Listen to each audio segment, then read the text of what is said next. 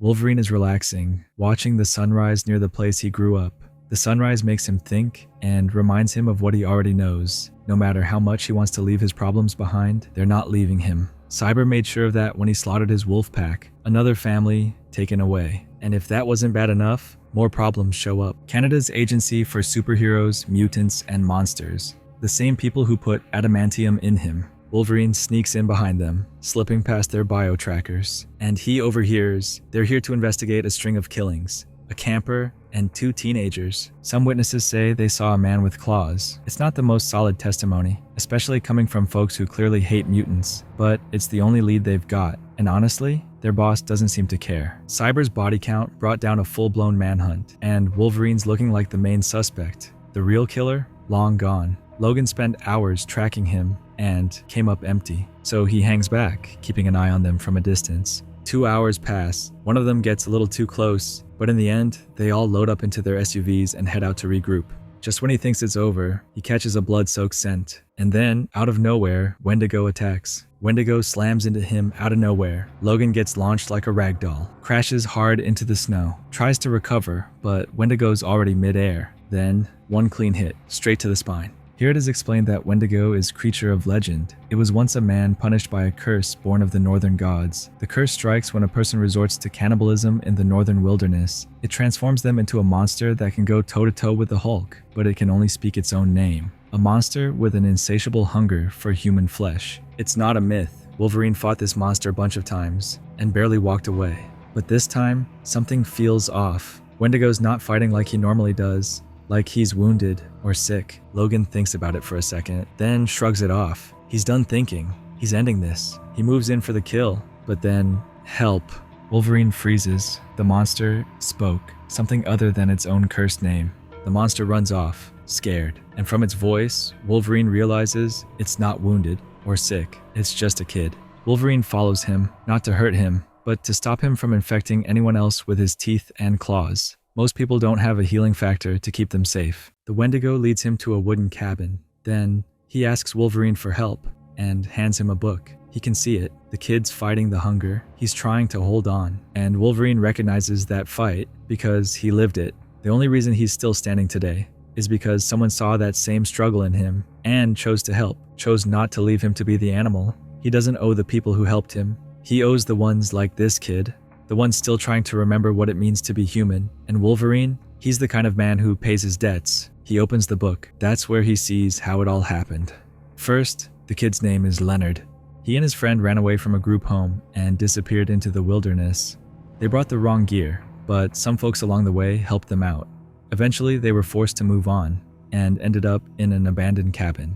Then the storm hit. They were trapped for days. His friend passed out, and Leonard knew he wouldn't make it through the night either, not unless he found something to eat. You can guess the rest. Kid ate human flesh and became Wendigo. And based on his diary, Kid's been wandering the woods for days following the hunger. Wolverine is the first thing on 2 legs he came across, and since he hasn't hurt anyone yet, Wolverine steps in to keep it that way. Just as things started to calm down, they got ambushed by agents. Wendigo gets shot, and Wolverine tries to calm him down, reminds him he asked for help. He tells Wendigo to run, and then takes care of the soldiers without spilling a drop of blood, so Wendigo doesn't lose control. It took them hours to make their way out of the park, and the whole time, Wendigo was fighting his hunger. He kept it together, even with agents nearby. They managed to avoid helicopters and patrols, and made it through the night, but as they were heading downhill, they both caught the scent, a man, bleeding. Wendigo snaps. He takes off running. Wolverine's right behind him, but he's barely holding it together. Keeps telling himself he's not some wild animal. He can't lose control. But by the time he catches up, it's already too late. Wendigo's already feeding on the agent.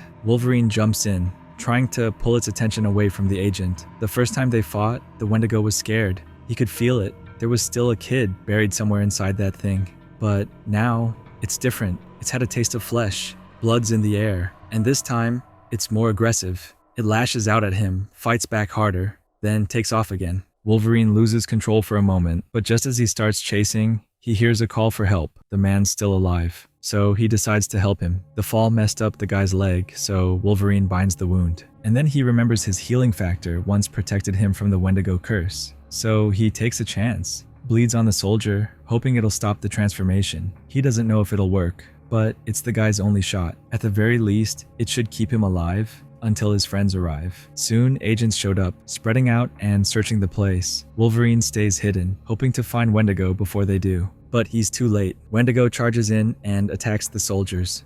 Wolverine steps in, telling them to stop shooting. They're only making him angrier, but they don't listen. They open fire on him too, and despite everything, the kid's doing his best not to go berserk. Most adults would have snapped by now, but there's no way he can hold it together while the agents keep shooting at him, and Wolverine can't pop his claws without making things even worse. So he decides to distract them. The trees in this part of Canada are huge, but Wolverine's been climbing them since he was a kid, so it's nothing new for him. And just like that, they all start firing at him. One of them even yells out he moves like a damn squirrel. He slashes through the trunk, and the tree crashes down on the agents, taking care of them for now. But more will come, and they need to get out of here, which won't be easy, not with a bloodlusted Wendigo to deal with. Wolverine gets attacked again.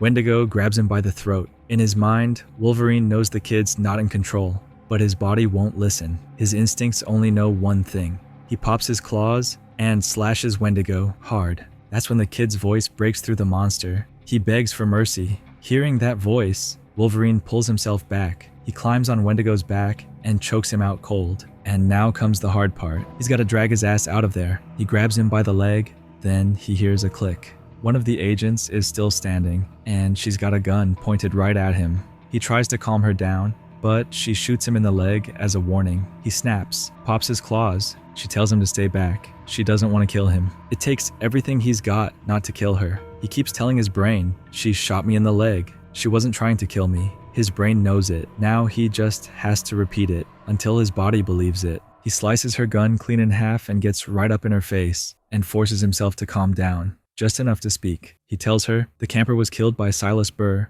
operates under the name Cyber. He probably left DNA behind, and he's got a record, so he should be in the system. Same guy slaughtered a pack of wolves near here. There'll be bullet casings where the bodies were found, and he tells her where to find their missing agent. Then he picks up Leonard and leaves, telling her not to follow. The next morning when situation settles, he learns Leonard to imagine smelling something he loves instead of blood. For Wolverine, that is whiskey or lady's perfume. But for a kid like him, it should be something like pizza. Whatever the scent is, he gotta remember it as he breathes. He teaches him to push the air out with his mouth, like he's blowing the birthday candles. He teaches him the same lessons he learned. Nothing fancy that fixes everything. Just remembering to breathe as a person. How to keep breathing until you make it to tomorrow. Because sometimes all we can ask is to see another sunrise, and that's how it ends. For now. But knowing Wolverine, this won't be the last time he crosses paths with something like that. Don't forget to like the video, and I'll see you in the next one.